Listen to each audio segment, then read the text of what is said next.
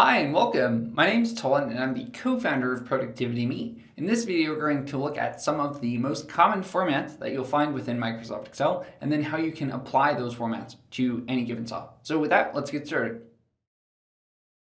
All right, if you want to follow along, go ahead and open up the file 05.11. Of course, you can find the link to download this file in the description portion of this video. All right, so as we mentioned in the beginning of this video, we want to discuss common formats. And over here on the right in columns H through I, we've listed what are some of the more common formats that you'll find. The first is what's called general, and by default, when you enter a number into Microsoft Excel, the format will be general, which basically means that it's going to be a number with no commas and no decimal places. If you want to change the formatting of a cell, or I guess the number formatting of a cell, the most common way to do that might be to come up here to your Home tab, go to the number formatting group, and then come here and click in this little box. This box here indicates the number format, and then you can select one of these individual formats that you want. So let's look at what number does. Number essentially will indicate that there are going to be two decimals and a period. I guess in the US, there'll be two decimals in a period. In other places in the world, this period might be a comma. But from a US perspective, it will essentially be a number followed by two decimal places. Now you can change the number of decimal places that appear by coming here on your Home tab, and again, the number section. And if you click this icon, it will decrease the number of decimal places. And if you click this icon, each time that you click it, it would increase the number of decimal places. Now, currency formatting is another common formatting. You can get that again by coming in here and going to number 3. Or rather than clicking this drop-down menu, you could actually just start typing currency, and Microsoft Excel will guess what you want. If you press enter, it would enter currency formatting. Now, before we discuss currency in detail, let's look at accounting. Accounting could be similar. You could either come here and you could click, go to accounting, or you could just start typing accounting and press enter. Now, the difference between currency and accounting is that currency will have the currency symbol, in our case, the $, because we're making this in the US, it's the default currency symbol of choice.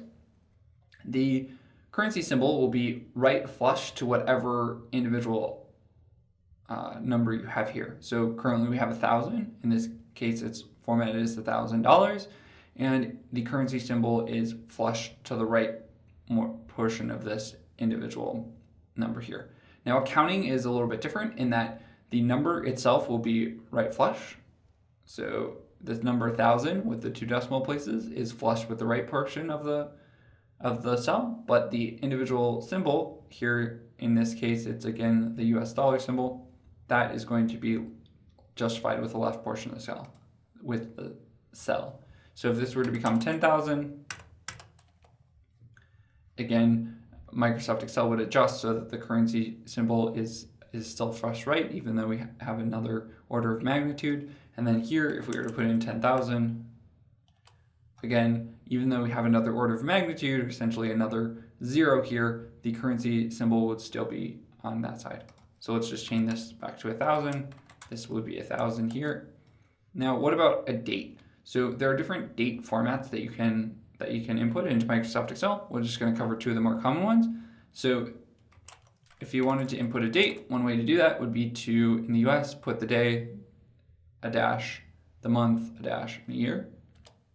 And it will automatically convert to what's called a short date. And we know it's a short date because if we were to go here, we were to go to short date, it would have the same formatting. So let's say that we just clearly input it this way. This would automatically be formatted as a date, and the default setting for date is a short date, but you could select what's called a long date, and that would include the day of the week, the month, the day of the month, and then the year.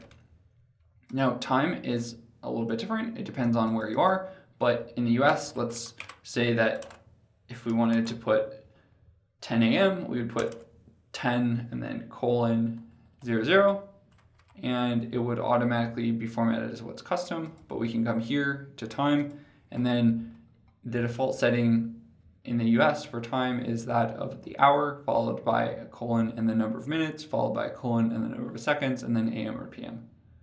So a percentage is always going to be of 1. So if we were to put here 1, that would be 100%. We could convert this number to percentage by coming here, going to percentage, 100%. If we were to say, change this, we could say 90%. And if we were to change it back to general formatting, it would now be 0.9.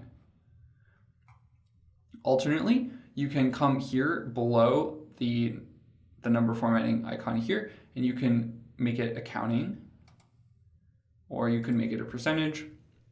You could make it a essentially comma infused. So if we were to have 1,000 and we were to make it, or 10,000 and make it have a comma, it would have, this would by default have a comma as well as 2 decimal places. We could again increase or decrease the decimal places, but we'll make that value 1,000. Now if we want to input scientific, you would have that choice here by coming here and then going to scientific, and that would essentially be 1.00 to e to the 1,000. Now, you can also modify these individual formats. So say that you wanted to change the format where it wouldn't display all of the seconds. You would come up here and then you would go to more number formats. This will bring up the format cell dialog box, in which you could then pick your individual time. So you could say that you want it to be maybe a military time or 24-hour clock. You could say that you don't want it to display the seconds, but you still want it to be AM or PM, or maybe you want it to be 24-hour clock with the seconds. It's totally up to you. So let's just pick this one for now, and you'll notice that it by default changes. So if you wanted to change any of these back or convert them all to the same individual format, you could do that by making your selection and then saying going to general. That would essentially be that. So in our next video, we're going to go ahead and we're going to just review how to change the number of decimal places. We'll look at the strategy we used here, and then a second strategy that you can use to change the number of decimal places. So join us for that in the next video, and we'll see you again soon. Thanks for watching.